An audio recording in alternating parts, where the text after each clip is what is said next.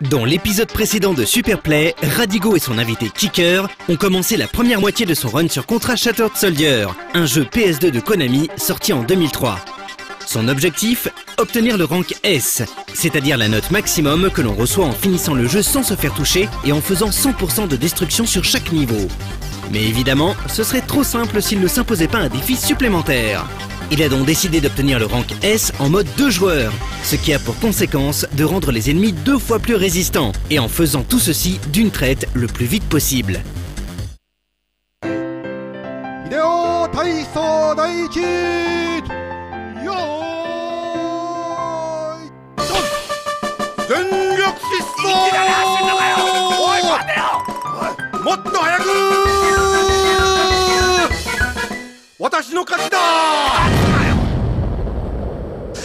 Donc là, on va revenir maintenant au niveau 1. D'accord, donc cette fois-ci, tu vas faire le rang S sur le niveau 1. Cette fois-ci, je vais pouvoir faire le rang S. Ouais. J'avais pas pu le faire au début de la partie. À cause du deuxième joueur qui il perd des vies et ça, forcément le pourcentage il baisse. D'accord, donc là, c'est un vrai niveau 1. Voilà, donc là, c'est un vrai niveau 1 où je vais vraiment tout détruire. Donc là, ça va être à peu près la même chose jusqu'au deuxième boss. Là, on voit ce tir bazooka, on en a 2. Ouais. Ça n'arrive que quand on est en mode 2 joueurs et que quand on est tout seul en mode 2 joueurs. Donc que dans ton cas précis. Voilà. Donc je pense que les développeurs ont dû prévoir que des gens se donneraient ce défi-là. D'accord. Parce que avec un seul tir de bazooka, c'est impossible. Parce qu'après, en fait, tes 2 tirs, on voit, ils commençaient à s'en aller. Voilà. Il commençait à s'en aller, il était à 2 doigts de rentrer dedans. Quoi. Ah oui, d'accord, en plus. Et donc, tu pouvais potentiellement pas avoir de rang S s'il faisait qu'un seul tir de bazooka. S'il faisait qu'un seul tir, même en optimisant à mort, en étant à la frame près, j'aurais pas pu détruire ce sidecar avant qu'il me rentre dedans. Du coup, c'était impossible d'avoir le rang S sur tout le jeu. Donc, ils ont même pensé à ça. Ils ont même pensé à ça, ils sont sympas. Donc là, pour l'instant, c'est pareil que ce qu'on a vu tout à l'heure. Pour l'instant, ça ressemble beaucoup. Ça ressemble beaucoup, ça va juste changer à partir de maintenant. Parce qu'il y a quelques objets que j'avais pas détruits avant. Là, je vais prendre le temps de détruire. Donc ça, là... Ouais, c'est 2 petits conteneurs qui rapportent du pourcentage, il faut pas oublier. Ouais. Là, on va voir les petits snipers, j'étais passé complètement à côté. Ouais. Je vais leur envoyer un coup de missile pour les détruire. Non, on va les détruire, pas les tuer. Remarquez, il n'y a pas de sang quand on détruit des ennemis humanoïdes. D'accord. Par contre, des gros monstres, des gobelins, voilà, là, ils y vont, quoi. Apparemment, c'est des robots. On le voit quand on regarde la cinématique du début. Les personnages humanoïdes sont des robots. Ouais. D'accord. Et tout le reste, c'est de la viande. Voilà. Donc là, on avait vu au début, j'avais juste détruit la partie centrale. Je ne m'étais pas attardé sur le reste. Là, je vais devoir vraiment tout détruire. D'accord. Donc c'est des petits modules en fait qui changent à chaque fois qu'on en détruit un. Qui rappelle le premier contrat, d'ailleurs. Ah, si tu te souviens, il y avait le premier boss, en fait, c'est ça, c'est des espèces de petits canons comme ça qui tirent en streetway, comme ça. Non. Et donc il y a une technique qui est très utilisée, qui est utilisée par tous les super players en mode 1 joueur. C'est dès qu'on détruit un module d'un côté, on s'attaque au même module de l'autre. D'accord. Ici, c'est pas faisable parce que comme les vies sont doublées, on n'a pas le temps, même avec les boules de feu, de détruire un module avant que l'autre n'apparaisse. D'accord. Et si on essaye d'appliquer cette fameuse technique où on zigzague entre les deux, eh ben on se retrouve à la fin avec 2 lance-flammes. Donc, et comme on l'a vu, le lance-flamme il remplit toute la moitié de l'écran sur laquelle on se trouve. D'accord. Donc. Du coup, 2 lance-flammes, c'est foutu, on est mort. D'accord. Donc c'est pour ça qu'ici, on va perdre un peu de temps et on va se donner un peu plus de difficulté, mais il va falloir s'occuper de chaque côté individuellement. D'accord. Donc là, c'est pareil, le rayon bleu, tu sais jamais dans quel sens il va partir. Voilà, c'est complètement aléatoire, il faut aller à droite, il faut aller à gauche. C'est pour ça, là, je me mets devant, mais en fait, je suis au taquet parce que je sais jamais s'il va m'arriver dessus ou pas. Le fameux lance-flamme, effectivement, il remplit bien la moitié de l'écran. Il remplit bien toute la moitié. Et s'ils sont synchro, si ils sont synchro, c'est foutu. Non, je veux dire, s'ils te laissent une petite allée, peut-être dans ce cas, après, le problème, ça va être l'éclair au milieu. Ouais, voilà. Mais bon, dans tous les cas, c'est hyper dur. Voilà, c'est pas voire quasi impossible. Donc là ici, en fait, je garde le lance-flamme enfoncé parce que je sais qu'il y a un gars qui a le bouclier qui va venir. Ouais. Et la seule manière de détruire instantanément ces ennemis-là, c'est de leur envoyer le lance-flamme qui traverse tout en fait. D'accord. Sauf le sol. Donc là je tombe, mais heureusement il y a un surf pour me rattraper qui était là. Comme par hasard. Vas-y, j'ai un petit peu m'embrouillé pas longtemps. Des armes, ouais. Donc voilà, après ça va être bon. Boule de feu, puis tout de suite après je repasse à la mitrailleuse. Ouais. Si l'ennemi est trop loin pour que le lance-flamme l'atteigne. D'accord, oui, d'accord. Donc là le sens de switch est très important. C'est pour ça que je dois garder les deux doigts comme ça. Je reste ici donc avec pour tirer en haut. Là, je tire vers le haut. J'envoie la boule de feu. Ouais. Et dès qu'elle est sortie, je repasse avec le main et j'appuie sur carré pour avoir un feu nourri avec la mitrailleuse. D'accord. Donc je dois vraiment avoir les deux doigts au même moment. Après, c'est une technique sur ce verre, c'est la même, mondialement reconnue, que tout le monde utilise. Voilà. On reste là, on met le lance-flamme sur le côté, puis on se décale un peu au dernier moment. Pareil ici. Alors, techniquement, en mode un joueur, ça c'est faisable à la mitrailleuse sans trop se prendre la tête. Ouais. Pas ici. C'est-à-dire qu'en fait, après ça, si on le laisse survivre, il y a un pattern pratiquement impossible à éviter, où il va se mettre tout en bas de l'écran et il va faire des zigzags à droite et à gauche. D'accord. Donc il vaut mieux aller très très vite. Il vaut mieux le détruire avant. Hein. Ok. Là on a un petit passage avec les insectes qu'on retrouve dans Contra 3 d'ailleurs aussi. Voilà, une fois de plus. Donc là tu me disais il y a un truc à pas faire avec ces insectes. Alors on va remarquer très souvent dans le jeu j'utilise la boule de feu. Ouais. Ici il vaut mieux pas s'en servir. De toute façon le lance-flamme est très efficace. Parce que ça les tue trop vite en fait. Ça les tue trop vite. En fait là je passe un petit peu en dessous du sol. C'est aussi le cas lorsqu'on est accroché au bas. C'est-à-dire quand il te chope, tu descends un peu et après et ensuite il remonte. Et si je détruis l'ennemi pile à ce moment-là, je tombe. D'accord. Donc si en fait tu le détruis dès qu'il te chope, tu tombes et tu peux rien faire. Donc, voilà, ça va éviter. Donc là c'est un boss qui va se jouer tout au safe spot. Il n'y a pratiquement que ça pour chaque phase. Donc là ici je suis sur un safe spot, dans le sens où on va pas avoir de cas où j'en ai vraiment besoin. Jamais menacé, ouais. Voilà, là par contre ici je suis toujours en safe spot, j'évite ces coups de gueule et j'évite ces petits bouts d'énergie qu'on va voir un peu plus tard. Et donc là encore je suis à nouveau sur un safe spot, donc là ça va bien se voir. Je vais éviter à la fois ces coups de gueule et à la fois la petite boule d'énergie qui va passer juste derrière. D'accord, qui te suit légèrement quand même. Voilà, si, la plupart des joueurs, parce que tous les super plays d'ailleurs que j'ai vus, le joueur s'accroche à la barre en haut. Et dès que la boule arrive, il saute. D'accord. Parce qu'en fait, lorsqu'on est accroché en haut, la boule, au lieu d'aller vers le bas, elle va vers le haut. Oui. Donc, je trouve que c'est un risque supplémentaire, que je suis obligé de sauter au dernier moment. Là, je me mets juste sur le safe spot et je suis tranquille. Il faut le voir quand même, le safe spot. Hein. Il est vraiment c'est un mouchoir de poche. Il y a, je crois, on a 3-4 pixels comme ça. Donc là, ici, je me suis préparé au moment où il a ouvert sa gueule, parce que 9 fois sur 10, c'est cette espèce de pattern, il vomit dessus qu'il va faire. Mais des fois, il commence par ce qu'on va voir là. D'accord. Donc il y a deux versions de ce pattern. Il y en a un où il ouvre la bouche et où on peut faire des dégâts, c'est pour ça que je me mets à côté. Et un où il ouvre pas, comme on a ici. D'accord. Et où il envoie la petite boule. Voilà, et il va l'envoyer dans les deux cas. Et dans les deux cas, de toute façon, il faut que je reste prêt. Parce que en collant en fait cette boule et en reculant petit à petit, au moment où j'arrive tout au bout, la boule est déjà dans le sol.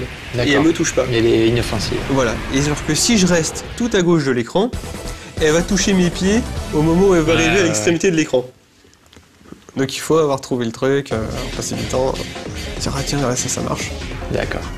Pour avoir ce sorte de safe spot supplémentaire. Ok, donc là, c'est là où les choses deviennent un peu sérieuses. Voilà, c'est là, ça devient méchant. Vu toujours le petit hélicoptère là, sympa à détruire. Ah donc c'est le deuxième, celui qui c'est le deuxième. Celui-là, il est assez furtif. Hein. Il arrive au début du niveau, après tu repars. Il faut juste le temps de détruire. D'accord. Donc là, il faut être assez prudent sur ce passage-là. Parce qu'en fait, il y a des ennemis. Là, on voit un sniper ici, juste en haut. En fait, c'est des ennemis, dès qu'ils apparaissent, ils tirent. D'accord. Donc il faut avoir un feu nourri sur leur position. Pour être sûr qu'au moment où l'écran il scrolle jusqu'à l'ennemi, il meurt direct avant qu'ils aient le temps de tirer. Donc en fait tu tires et tu avances juste après et là hop c'est bon. Tu tires en même temps. Alors là ce boss là, le boss le plus classe du monde. Carrément. Je suis sûr il s'appelle George Abitbol. Carrément. Et ce boss là, si on le connaît pas par cœur, il est atrocement dur. Ouais. Sur ces 2 patterns, il y a juste un petit détail à connaître. Donc là, par exemple, une baffe dessus avec des bulles. Il faut avoir la pointe du lance-flamme sur le bout de son nez. Sinon, on est quasiment sûr de se manger une bulle. D'accord. Les bulles, en fait, plus on en retire dessus, et plus les grossissent. Faut vraiment être loin, mais pas les lâcher non plus. Et donc, ce pattern là où il nous envoie des missiles, une sorte de tir d'artillerie, ça remplit tout l'écran, sauf l'endroit où il est. D'accord. Donc, il faut pouvoir sauter sur cette espèce de carapace Jeep. Jeep carapace, ouais. Voilà. Au tout dernier moment. D'accord, donc c'est une histoire de timing. Voilà, il faut le savoir. Ouais. Et là, pareil, un cas qui arrive de temps en temps, il meurt juste à ce moment-là. Il faut être au courant qu'on peut quand même sauter sur, alors qu'il est en train de mourir. D'accord, parce que les missiles continuent à te tuer. Voilà. Donc là, c'est le seul moment où je vais utiliser ce drone, c'était pour tuer le petit sniper qui était là. D'accord. Donc là, pareil. Pour ce petit passage avec les hélices, c'est millimétré, j'avance pour déclencher le trigger du facehugger. Et là, je vais orienter mon arme de façon à... pas faire tourner l'hélice trop vite. Voilà. Là, c'est un petit passage, on voit des boîtes là, qui sortent des ennemis à l'infini. Ouais. À ce passage-là, on peut se mettre au bout de l'écran. On coince, je sais pas si on a la place de mettre une punaise ou du scotch, c'est par hasard sur la touche carré. On pose la manette, on revient le lendemain, on a bloqué le compteur. D'accord. Donc c'est une des raisons pour laquelle le scoring ne sert à rien dans le jeu. D'accord, encore une raison. Voilà. Déjà faire le niveau en boucle et puis ça. Et puis ça. D'accord. Donc là on a les fameuses forteresses, tous les contrats. Et donc là à partir de maintenant, on ne va plus affronter que des boss. Ah ok, c'était le dernier niveau. Voilà, le dernier niveau avec des ennemis. Là on est au niveau 5, on va jusqu'au niveau 7, donc ça va être que des boss. D'accord, donc que des gros trucs bien durs. Et en plus on va commencer par le plus dur, ce boss là c'est la terreur de tous les joueurs de Contra SS. D'accord. Parce que la plupart de ces patterns sont ok. Ouais. Pas trop durs, bon, ils sont tous durs. Hein. C'est bien. Voilà, il faut les connaître. Là, par exemple, il faut savoir qu'il faut rester au milieu, qu'il faut s'allonger. Ouais. Sauf qu'il en a un. C'est le pattern le plus imprévisible, le plus aléatoire du jeu. D'accord. Il va passer en mode Sonic et il va rebondir sur tous les bords tous les bords de la zone en fait. D'accord. Et les bords sont pas les petits coins pas très. On voit c'est un petit peu incliné. Voilà. Et donc sa trajectoire des fois ça va aller n'importe comment. D'accord. Alors dans ce cas-là, ici, là j'ai eu de la chance. Ça va vite, hein. Ça va très vite, hein. Honnêtement, soit faut connaître toutes les possibilités par cœur. Ouais. Soit faut être champion de billard. Ouais, voilà. De billard avec des coins cassés en plus. Parce qu'il faut être capable de prévoir la trajectoire qu'il va avoir au prochain rebond. Parce que non seulement il est très rapide, mais toi avec ton personnage à côté, t'es lent. Oui. Donc il faut te placer avant. C'est un peu un boulet le perso quand même. On n'a pas la glissade. On n'a pas ça. Il n'y a rien. Même dans le Neo Contra, l'épisode suivant sur PS2, on avait une sorte de mouvement où il tournait sur lui-même qui permet d'être invincible pendant un petit moment. Là, dans ce jeu, on est vraiment vulnérable de la première à la dernière seconde. Et même quand les boss meurent, on continue à être vulnérable souvent. Quand les boss meurent, des fois ça m'est déjà arrivé, par exemple, si le boss meurt, j'avance sur un des petits éclairs qui est en train de disparaître et je perds une vie. Ah oui, ça peut arriver quoi. Ça peut arriver. Aïe. Donc là, on va avoir des boss qui font très aliens. Ouais. Donc ça va être un peu à difficulté croissante. Le premier qu'on voit là va être presque complètement inoffensif. Faut juste penser à pas sauter. Oui. Là, dès que tu sautes, tu meurs. Voilà, faut pas sauter. Mais sinon, il est complètement inoffensif. Il y a juste les facehuggers qui arrivent sur les côtés. Il faut les détruire. Donc, on commence très facile. Ouais. Et puis petit à petit, ça va se compliquer un peu. Normal. Allez. Donc là, on commence à avoir un petit truc où il faut avoir du timing. Donc ce petit verre, petit verre. Gros verre. Gros verre qui remplit tout l'écran. Il va remplir tout l'écran. En plus. Sauf sur une petite zone. Et il faut être sur cette zone-là au moment où il arrive dessus. Le seul passage qui peut poser difficulté, c'est ce petit saut là. Voilà. On doit reculer pour rester dans le coin, mais il faut sauter au bon moment pour aller derrière la tête. Parce que la tête te tue en fait si tu veux. Voilà, la tête me tue. Et donc il faut pas se louper quoi. Le saut est vraiment très très juste. Ouf, il s'est arrêté. C'est bon, il n'y a plus de longueur là, il arrive au maximum. Voilà, donc là, ça va être assez scriptés quand ils sont que deux. Seule chose aléatoire, c'est le nombre d'allées, le nombre de dash qu'ils vont faire. Ouais. Donc là, je crois cette fois-ci, j'en ai toujours par le haut, ouais, toujours par le haut, ensuite par le bas. D'accord. Donc là, il y en a eu 2, des fois il y en a 3, 4, ça dépend. D'accord. Donc quand ils sont que 2, ça va encore. C'est quand il n'en restera plus qu'un seul que ça va commencer à poser problème. Donc là. Voilà, donc maintenant, on va avoir un pattern bien aléatoire des familles. C'est donc le genre de cas où on peut théoriquement se retrouver coincé si on n'a vraiment pas de bol. D'accord. Donc là, on va vraiment mettre le paquet, c'est de le détruire le plus vite possible pour pas avoir à avoir ce pattern une deuxième fois. Cette petite pluie de trucs là. Ouais, faut vraiment bien passer. Faut savoir que c'est pas un Mushi, quoi. La hitbox du personnage, elle est vraiment très grosse. Ah, ouais.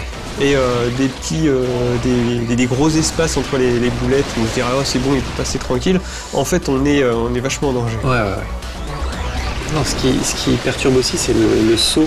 Pendant le saut, tu es en boule, mais pas tout à fait. Ouais, mais pas tout à fait en boule. Ouais, ça se trouve, j'ai pas trouvé ce renseignement. Ça se trouve, la hitbox, c'est juste un carré ou un rond quand on fait ça, quoi. Ouais, mais c'est difficile à évaluer.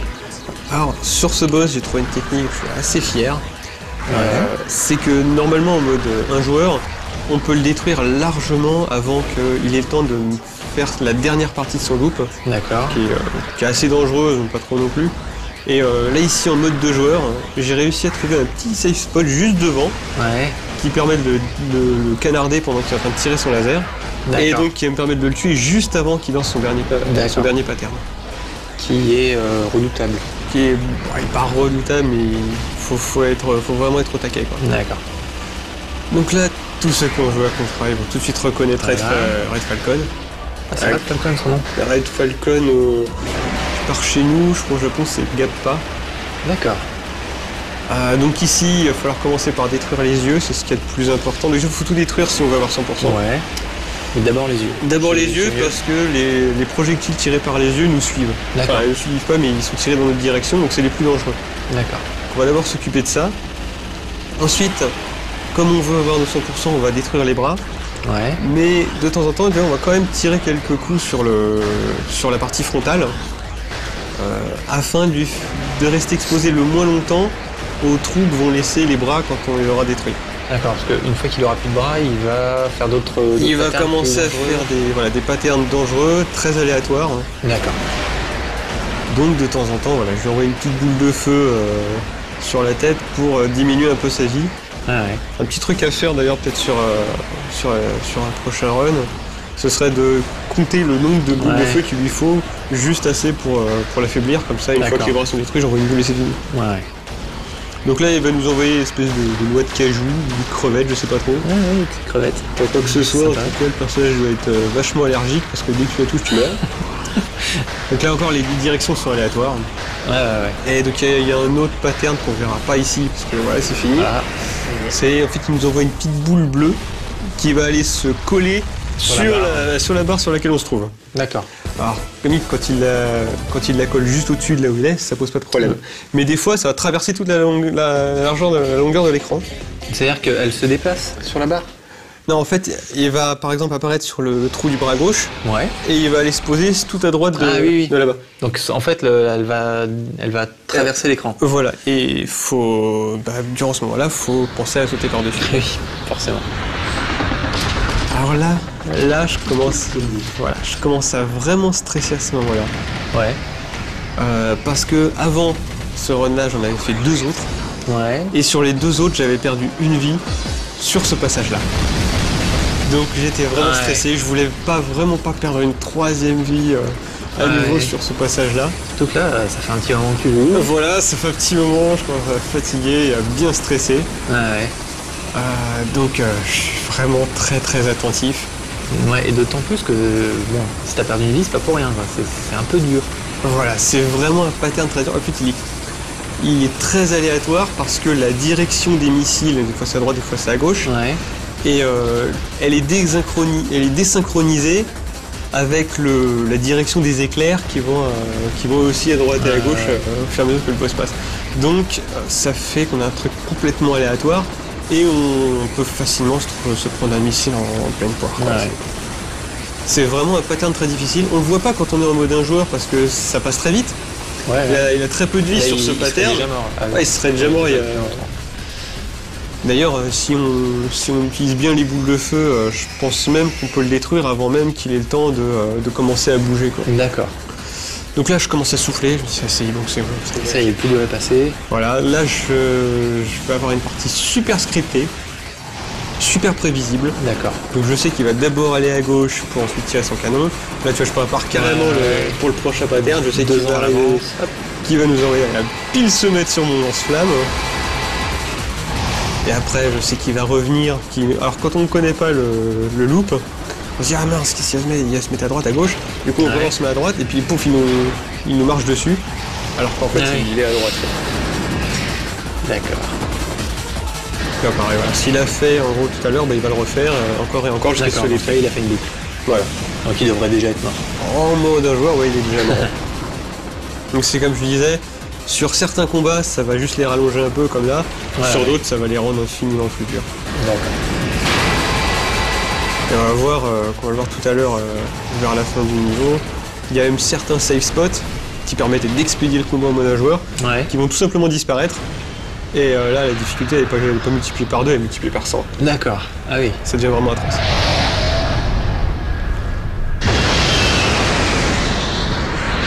Donc là, on va commencer à affronter le dernier boss du jeu. D'accord. Ça y est, c'est le dernier boss. En gros, tous les combats qui vont suivre, ça va être une forme du dernier boss. D'accord. Donc on pourrait dire, quelque part, que le dernier boss, il fait 2 niveaux tout seul. Ah, 2 niveaux carrément. Parce qu'il y aura un niveau pour trouver le boss.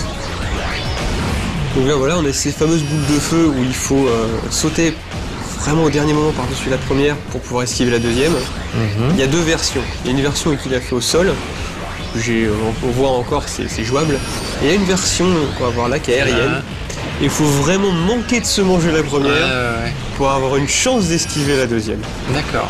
Et on a vu, je me suis arrêté de tirer un moment. Juste pour être concentré. Voilà, pour bien me concentrer sur mon saut. Sinon, à part ça, le reste du boss est assez tranquille. Ça y est. Donc là, on va voir une ode au bon goût.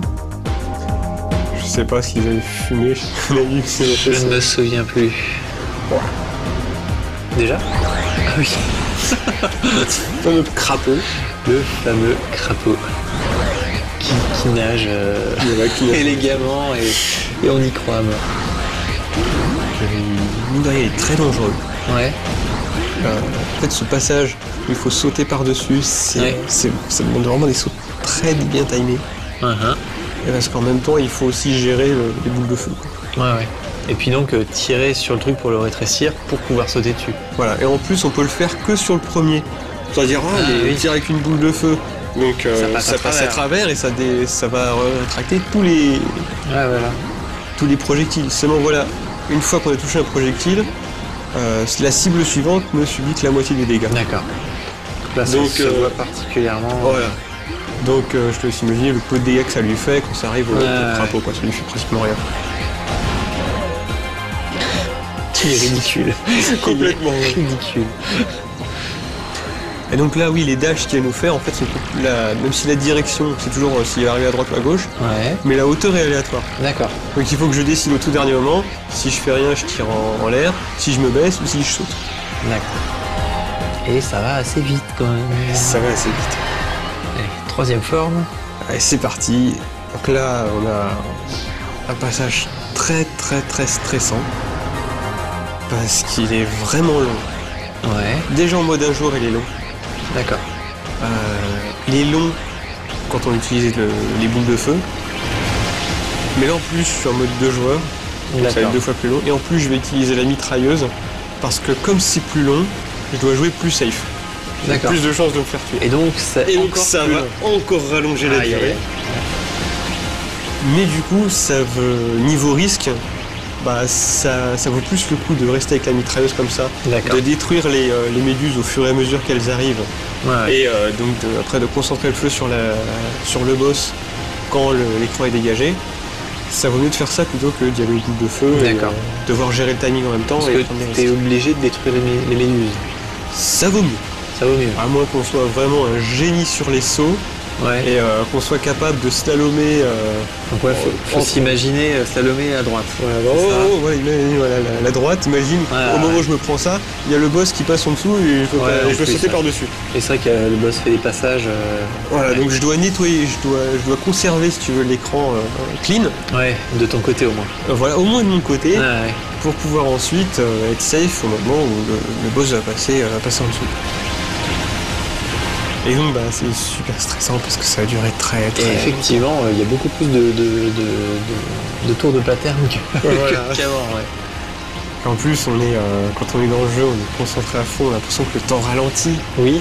T'as l'impression que ça dure 2 heures, quoi, le passage. Tu te dis, ça y est, c'est bon, là, ça c'est bientôt fini, en fait, non. Et en fait, non, c'est pas fini. Alors j'ai l'impression que plus exactement, pas plus exactement, mais on s'en rend compte quand on regarde la vidéo, ça passe beaucoup plus vite. On s'en rend compte, on voit la vidéo, tu vois, finalement c'était pas si long. Ça va. C'est juste que quand t'es dans le jeu, t'es super concentré. Le temps est complètement distordu. Ouais. Donc là, ce fameux passage où ton safe spot disparaît. C'est celui-là. Quand t'es en mode un joueur, tu restes là, c'est fini. D'accord. Le boss va pas survivre, il est trop faible. Sauf que là, il a 2 fois plus de vie. Et après sa 3e salve de projectile à tête chercheuse, il va nous foncer dessus, il va aller vers notre côté. D'accord. Et si en continuant à envoyer des trucs. Et si je pars pas, maintenant je pourrais pas l'esquiver. Donc là je vais me passer un peu à droite pour qu'il commence à partir vers la droite. Et tout de suite après, je prends le lance-flamme pour détruire les projectiles. Ouais. Il faut bien que je prenne pas le lance-flamme trop tôt parce que si je touche le boss, je me gèle avec mon lance-flamme, je vais avoir une sorte de retour de liquide qui va me tuer instantanément. Donc faut surtout pas utiliser le lance-flamme contre ce boss. Et encore moins la boule de feu. Si on utilise la boule de feu, c'est simple, il nous envoie une gerbe énorme dans la tronche qui remplit la moitié de l'écran. D'accord. Enfin, toute la largeur de l'écran et qui nous tue instantanément. Ah oui. Donc faut vraiment pas utiliser ni le lance-flamme ni la boule de feu. Petit à petit. Voilà, j'ai failli me craquer. Là j'ai eu un gros moment de pression. Ouais. Parce que quand j'ai vu, c'est bon, je suis toujours en vie. Donc là je me replace et je commence à souffler, quoi. Je sais qu'à ce moment-là, il s'est remis à sa position initiale. Je sais qu'il n'a pas assez de vie pour survivre à un deuxième passage à travers ce safe spot. Donc là je souffle. Ouais, là tu sais que c'est bon. Mais c'est bien fichu ce boss quand même. Il me plaît bien. Il est vraiment compliqué. Et là maintenant, on va aller je sais pas où. Je préfère pas le savoir. Je pense que ça voilà, ça s'apparente à des trucs plus ou moins connus. Ouais. C'est suggestif, je trouve. Ouais, c'est beaucoup moins suggestif que dans R-Type Final. Si tu connais un peu. Déjà un peu. Ouais. La fin est beaucoup plus poétique. Alors, on n'est pas trop dans la poésie. Hein. Ouais. Donc là, une espèce de petits spermatos qui vont tourner un peu, en haut de l'écran. Ouais. Et de temps en temps, ils vont devenir tout rouges et ils vont s'agglutiner au centre de l'écran. Ouais. Alors il y a deux possibilités. Soit ils viennent directement en rouge et ils viennent au milieu de l'écran, dans ce cas je suis safe. Ouais. Soit comme maintenant, ils viennent un peu vers le haut de l'écran. Ouais. Et puis ensuite ils redescendent et dans ce cas ils vont me foncer dessus. Et je dois alors aller me décaler vers un coin de l'écran pour pouvoir les détruire au lance-flamme, sinon... c'est submergé. Quoi. Voilà. Si je reste en fait là où je suis, ils vont m'arriver des deux côtés en même temps. Ouais. Et je ne pourrai pas m'en sortir. Forcément.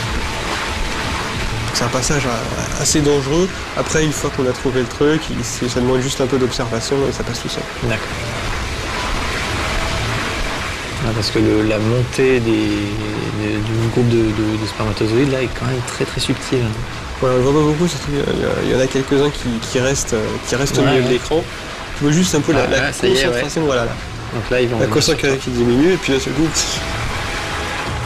D'ailleurs, on va voir, je vais manquer à pas grand-chose. Il y en a qui va réussir à passer derrière. Ouais.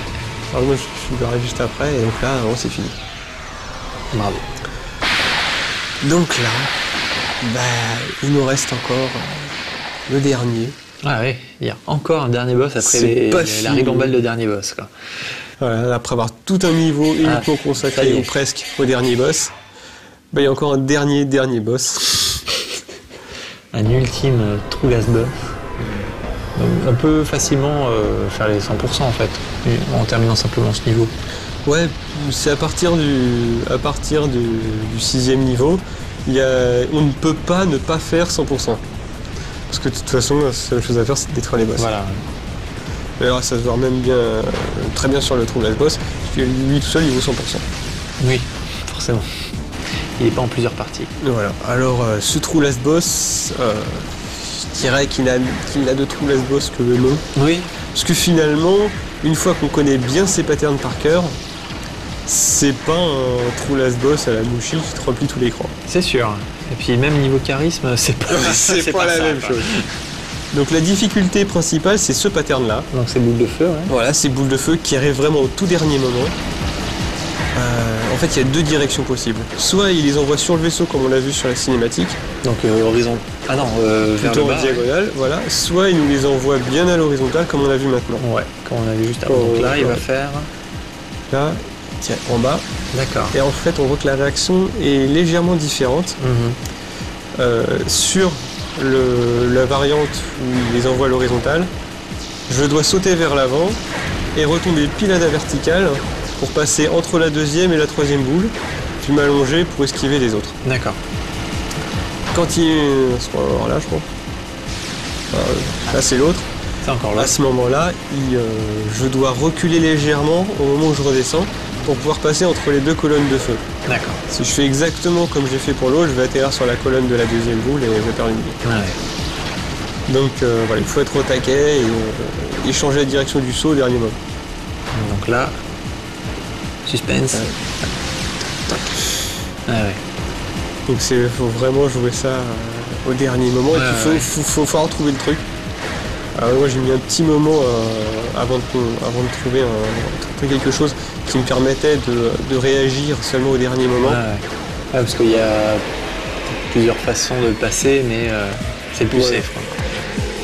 Par exemple, on pourrait techniquement juste sauter quand on voit les boules arriver sur le vaisseau et juste s'allonger quand on voit les boules arriver à l'horizontale. Ouais. Genre on a juste 1/10 de seconde pour réagir. Ouais. Parce qu'en fait l'animation est exactement la même. La grenouille a la tête dans la même position. Voilà, dans la même position, elle arrive à la même vitesse sur les 2 variantes. Donc là voilà, la relation, la pression elle retombe. Ouais. Ça y est, c'est fini, j'ai réussi. J'ai eu mon rang S. Ça y est. Donc là, t'as le rang S sur tout, t'as terminé le jeu sans te faire tuer, en tuant tout. Voilà, sans me faire toucher. Et dans un mode encore plus dur que le hard. Voilà, je m'impose un truc complètement barré. Ouais, bah ouais. J'ai pas trouvé de Superplay sur internet d'ailleurs qui faisait ça. Qui faisait le hard de joueur. Et bah voilà. Bravo. Mais donc, la plupart des techniques, même en un joueur, tu les as trouvées toi-même ? Alors, la plupart des techniques en un joueur, il faut savoir que j'avais fait ce jeu en 2007, je crois. Je l'avais acheté en 2007. J'avais réussi à obtenir le rang S en mode un joueur en passant vraiment des mois dessus. Ah ouais. La première fois, on passait des mois et des mois. C'est vraiment une erreur, tu meurs. Voilà, c'est ça, c'est très vicieux. Les premières fois que tu joues, tu des crises de nerfs. Ouais, c'est un jeu assez énervant. Voilà, donc... la première fois que j'ai vu, j'ai vraiment passé beaucoup de temps juste pour obtenir ce rang S. Et donc j'avais regardé un Superplay sur, je crois que je l'avais trouvé sur YouTube. Et donc ce Superplay, donc il y avait pas mal des techniques que j'ai trouvées en mode un joueur. À l'époque, il y en avait certaines que j'avais trouvées moi-même, une ou deux. Ouais. Et donc là, quand je l'ai repris récemment, j'ai obtenu le rang S assez vite. Et donc il faut savoir que lorsque je me suis lancé ce défi de faire le mode de joueur, j'obtenais le rang S, mais vraiment sur la moindre difficulté, quoi. J'y arrivais pratiquement à tous les coups. D'accord. En mode un joueur. Ouais. Et quand je suis passé en mode de joueur, c'était le drame. C'était le drame, voilà. Je me suis tapé des rangs C, des B. Je me suis fait massacrer parce que j'ai découvert que les patterns que je pensais super faciles, en fait, ils étaient super durs. J'aurais pu passer un peu plus de temps dessus. Je me suis aperçu que certains qui étaient très aléatoire, mais je m'en rendais pas compte parce que je les détruisais super vite. Ah ouais. En fait, il n'y avait pas vraiment de technique pour les passer, il fallait y aller vraiment au jugement, quoi. Ah ouais. Donc, ça a changé énormément en fait la physionomie du jeu, quoi. Voilà, je suis pas niveau difficulté, je suis passé de là à là, quoi. Ah ouais. Ça... Ouais, alors que là, c'est niveau hard, quoi. Ouais, alors déjà, c'est déjà bien hard. Ouais, le truc, c'est pas un jeu facile. Ouais, carrément pas. Ouais, parce qu'il n'a pas, comme on disait, toutes les glissades, des esquives, des moments où t'es invincible. Tu peux pas te mettre un petit screen qu'on peut avoir qu'en S. Qu'en S. Donc, maigre récompense. Voilà. Et la vidéo aussi qui est la vidéo du True Last Boss, j'imagine. Si tu le bats pas.